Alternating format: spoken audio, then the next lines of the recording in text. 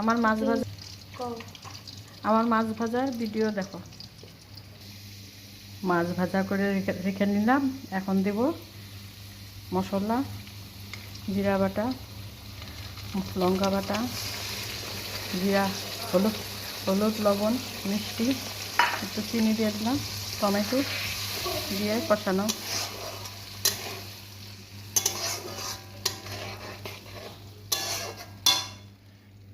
কষাতে থাকি।